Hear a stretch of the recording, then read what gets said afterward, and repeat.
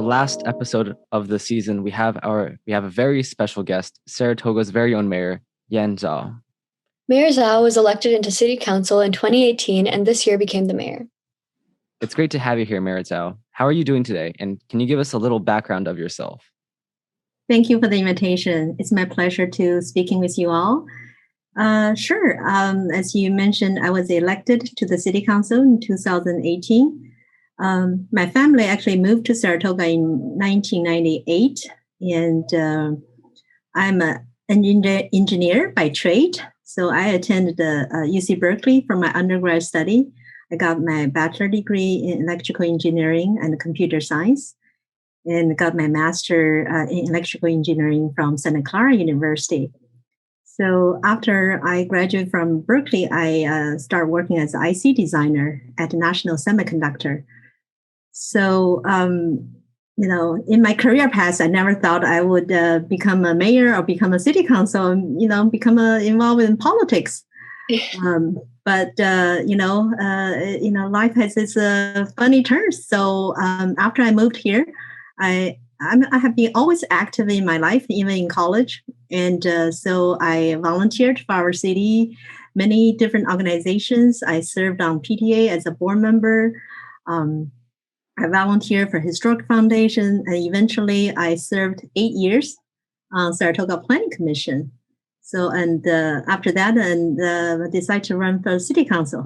So the rest is the history. So, as mayor, what do you hope to accomplish?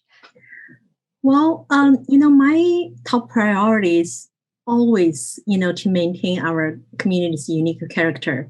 But this year, it's very important to help our community recover from the pandemic. Especially, and this year is also challenging, is we need to work on our housing element update. This is mandated by the state law, and every 8 years we have to do a housing plan for the next 8 years. And also another very important priority for me is keep Saratoga one of the safest city in California. Not just saying that, we actually budget 28% of our total city revenue on police sheriffs. So we're not just talking, and we actually put the money where our mouth is, right? So we spend a lot of money on our safety related issues, and also protect our city open space, parks, trails, and the public facility. This is also important. Of course, and provide services to our residents and maintain our quality of life. This is also very important to me, and this is why I ran for the city council, and because I want to maintain, and the nice environment we have, and maintain the quality of life for all. So would you say that those were your main, like you said, those were your main incentives to run for city council in the first place, just to keep Saratoga as the beautiful city as it is? Definitely. Yeah, that's one of the reasons. Of course, I value serving. Our community. It actually gives me a great satisfaction to be able to serve, to help our community. Okay. So I know you mentioned the housing element. Mm-hmm. How can the youth also get involved in the city meetings and the planning behind the housing element? Well, as you know, our all community members are welcome, encouraged to participate in our city effort that to get this housing element certified by our state. For youth, I think I like to make it clear that the opinions of our youth are critical to our process as well. The young people in Saratoga do not yet rent or own their home yet, but they would like to do that in the future. Now is the time to shape the housing in Saratoga. Looks like this is the time to do it. So if a young member of our community is looking for a way to get familiar with their local government, a great way to do it is just apply, serve on the youth commission, and to get on the youth in government program.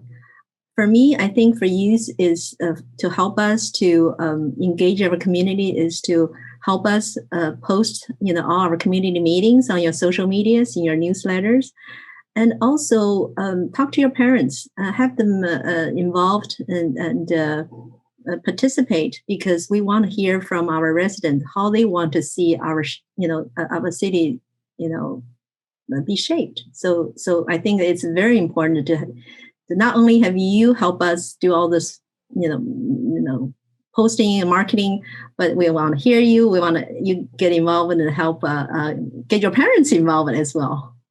So actually, speaking of like the posting and trying to get attention, in your opinion, what is the most effective way to garner attention and hold discussions on topics youth are passionate about?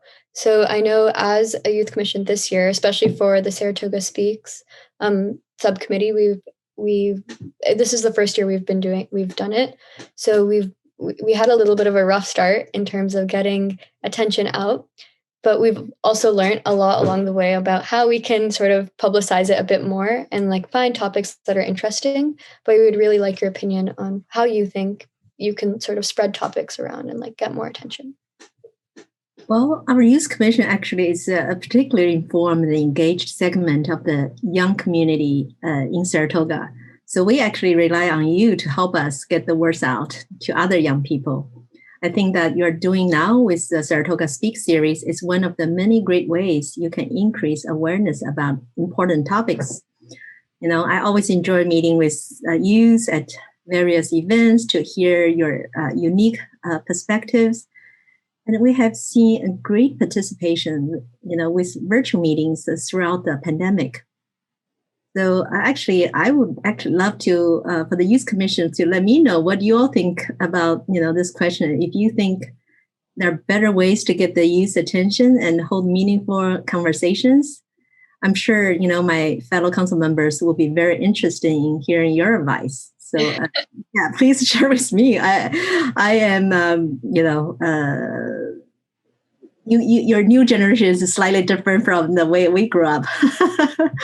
Do you have any in terms of like how you other than like posting on social media, I guess? Oh, how would I get my information? I feel like it would either be like, aside from social media, because obviously there's that. Maybe from my parents, or like maybe even in the newspaper, like because we'll see like the newspaper every once in a while, and we do like at least see the front page of it. So Not really. Yeah, like even if we don't see like the rest. Or like I feel like posters. I've seen, how like people post like, oh, like a lost dog. I feel like I actually stop and read those a lot of the times. So like I feel like that's also something which. So let me ask you, where do you get your news? Most from the TikTok, or Instagram? Or I know you guys don't use Facebook no more. I think Instagram's a good way, because like a lot of people post like infographics, or they post like links to other news outlets. Mm-hmm. But also I know a lot of my friends who actually get a lot of information from TikTok, and like I guess you can make an argument that, oh, it's not the most reliable, but it definitely like gives one side of the argument. So for example, for the San Jose shooting, which happened, a lot of my friends heard about it through TikTok. Yeah. So you can help us and post the city events on your, TikTok. I don't know. Do you use Twitter no more, or do you? I guess young people don't use Twitter much. I think some do. It's just I think it's more Instagram and TikTok, of course. Yeah. We should make a TikTok. That is true. Yes. Yeah. Okay, so now I remember we mentioned the pandemic earlier. So now, do we have any what are the current plans to help businesses recover from said pandemic? Well, we actually have done quite a bit for our business, since the pandemic. Our business definitely needs support from the city and from the council. Particularly, we actually granted $25,000 to the Saratoga Chamber of Commerce, which, they help provide support and information to our local businesses. So that's one way we work with we work with Chamber of Commerce. We also, City Council invested $95,000 for the village parklets, so that this program can help downtown restaurants to stay open when was allowed to open outdoors. Just recently, the City Council also made $15,000 of grant funding to help our business for aesthetic enhancement for all business across the city. So cities definitely understand the pains the businesses are going through right now. We're doing our part to help, and we're also asking our community members to help to make sure our business stay alive. Now once it's open, let's help our local business shop and dine our city to help keep them alive, and hopefully, although I know some of them are actually closed forever. That's kind of sad. I know there are more than 10 businesses were closed in our city. Yeah, but I actually saw that in downtown. I think that there's a new business for like boba. I think, yeah, it's opening, and I was we encourage more business to come, and we definitely want to help them. Through means wherever we can, and we're definitely. Want to make sure they feel welcomed, and then they can come to talk to us if they have any questions, problems. Of course, they can talk to Chamber, which is we work with Chamber to help our business in our city. So speaking of, or you said that if anyone has concerns, they can come to you, and the rest of City Council. So has the public posed transparency concerns with the council, and what ways have they addressed them? Well, the city is constantly evolving and making effort to make information, readily available and easily accessible for the community. It is incredibly important to me that the residents feel the work of their local government is transparent and inclusive. At the City Council meeting this week, we actually just approved some changes to our City Council and the Planning Commission meetings. After seeing the great response to Zoom meetings over the last year, we now plan to continue offering remote participation options even after the pandemic. Additionally, we are going to record more City Council and Planning Commission meetings above and beyond the regular meeting sessions, so that community members can watch recordings of the meetings if they are unable to attend. We're also doing more than ever to get community informed. We used to have a monthly newsletter. Now we do weekly newsletter. I also started hosting the we call monthly Saratoga Power Lunch, which is held on the second Tuesday of each month from 12 to 12:30 p.m. so that people can learn about Saratoga in bite-sized, pieces. So each month I pick a topic and we talk about, which interests to our residents, and people can submit questions and suggestions, as well. And I also start having a regular office hour at farmers market. I have office hour every first Saturday of each month from 10 to 12. People can stop by and talk to me about anything, any suggestions and questions. Actually, I do want to do an infomercial here, and it's coming up. It's from 10 to 12. Our sheriff, Captain Urena, will be joining me for an hour. So people who have any safety concerns, that's a time to stop by and talk to our Captain Urena. And to help, I know people always have questions and concerns, issues, or even suggestions, and we're open for all that. And also, I think another thing we made a lot of improvement is our city's website. There are more information available. Cities posting more, our council meetings, community meetings through social medias, Facebook, Nextdoor, Instagram, Twitter, and everything. So I think we're doing definitely more to keep our residents informed. I think this is one of my effort this year, and so that people feel like they're in, the government is not doing all the decisions on their own, and we actually value community's inputs. Yeah, that's really important. So you said, so next year you're going to continue with the Zoom meetings as well. Yes. While doing so, but people can still like come in person, like how they used to do. People can come in person and view through the Zoom, can participate. You can ask questions as well. People can still write to us. I mean, we have all the different methods for people to get involved.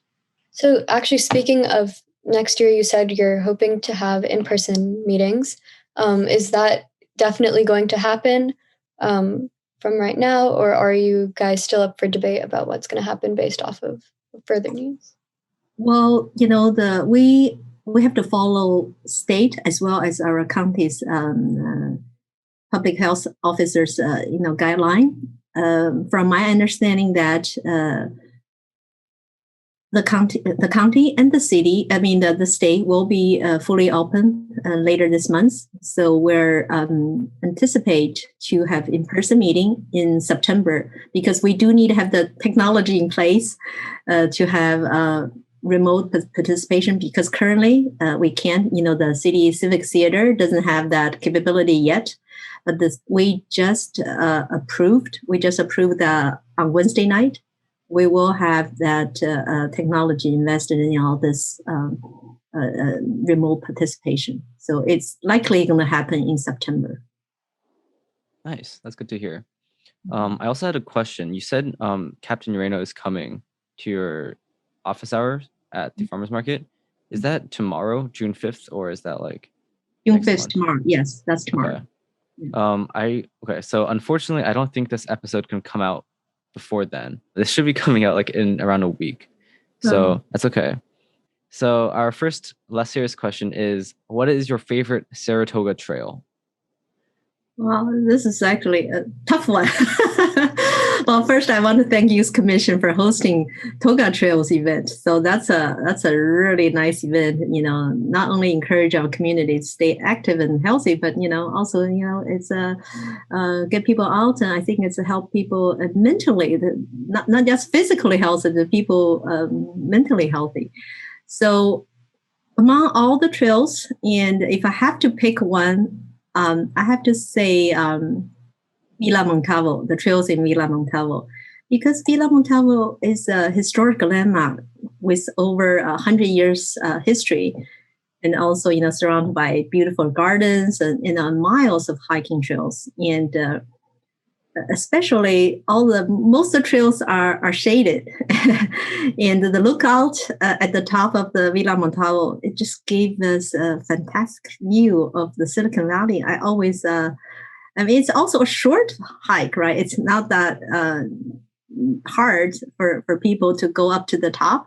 So I think if I have to pick one, this is my favorite one. I often show people when people visit Saratoga, this is where I want to show people. So this is our, treasure, is our jewel of the city. Actually, two questions from that. So as you said before, we had Toga Trails instead of Color Dash this year. What did you think of that change? And would you like to see Toga Trails in next year or in the coming years based off of the participation from this year? Second, we know that you're an avid runner. So did you jog any of the trails or anything like that? I do a special Joe's Trail. So I often run on that trail for my marathon training. So I have participated Color Dash in the past. I think it's also a wonderful event for our community. So I definitely like to see that Youth Commission continue to host that kind of event. Toga Trails is also a nice event. I think you can perhaps do these two events, maybe both, or do it once. Take a alternative, each year.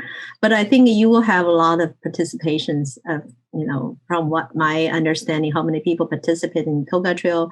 I know in the past, always like, 350 people or sign up for, Carter Dash. So I think it's more like a family event, and you really get the community come out and not just exercise, kind of also like kind of get together. It's a fun thing to do. So I definitely encourage you all to do both in the future if you can. Yeah, definitely. Yeah. So we have one more less serious question. So what were the biggest issues facing your generation during your youth? It's I don't think it has been that much different, in terms of, when I was in high school, I worry about getting good grade and going to good school. I think it's always the same. But I don't think we feel so much pressure and stress as you do, this new generation. I think you guys are more equipped with technology than we did in our time. We there's no cell phone, there's no iPad, there's no YouTube, less distraction either. So I actually had more time to play sports and even work part time during my high school years. So to me, I thought I had a more enjoyable high school because we have more time to play, and so I'm not sure if any advice I can give you a younger generation. I think it just need to be because the pressure for school it's always there, but I think to me I don't think a school is going to a lot of times that people think that going to Ivy schools are the highest, priority, especially, their parents' expectations, and I think we should be, look at that, people graduate from, different schools and it's, they all make great contributions. Think about a lot of people, they even graduate from college, they made so so much difference and big contributions to our society. So I'm not saying it's not important to going to an Ivy school, but it's just people don't think I don't think people need to be stressed out. Any school is good, and San Jose State it's just as good engineering school.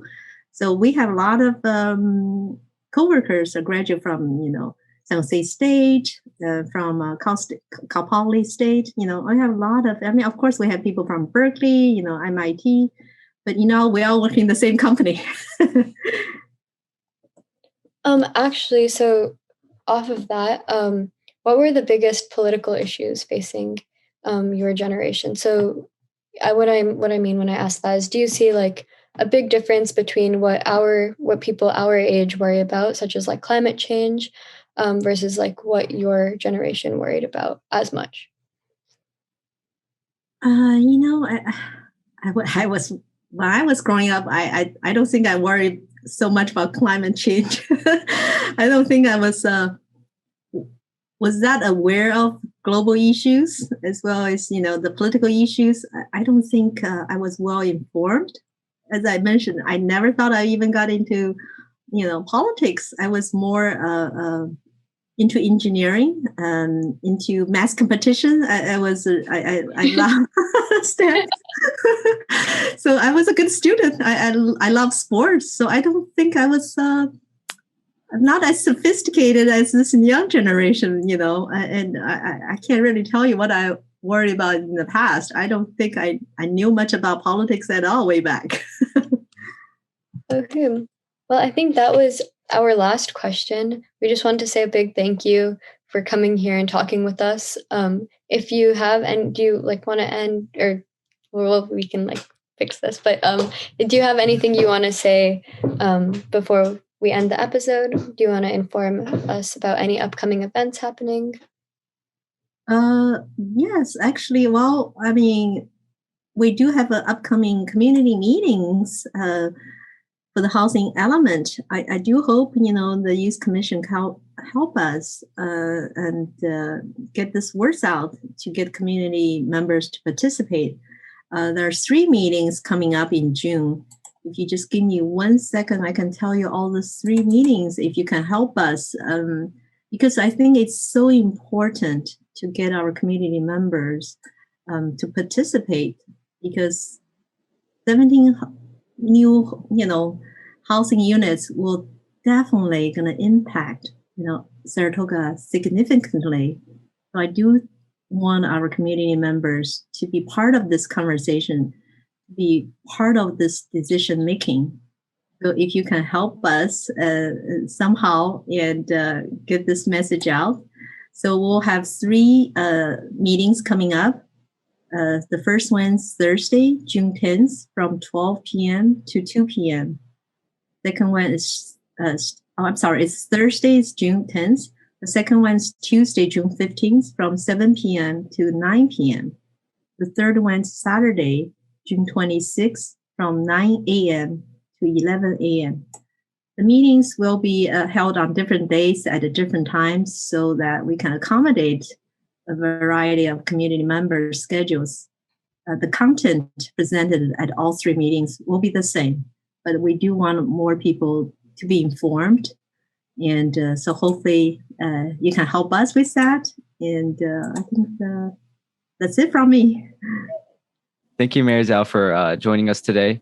And thank you to the viewers and the listeners for tuning in once again. And we hope to see you again next year. Thank you, everyone. Thank you.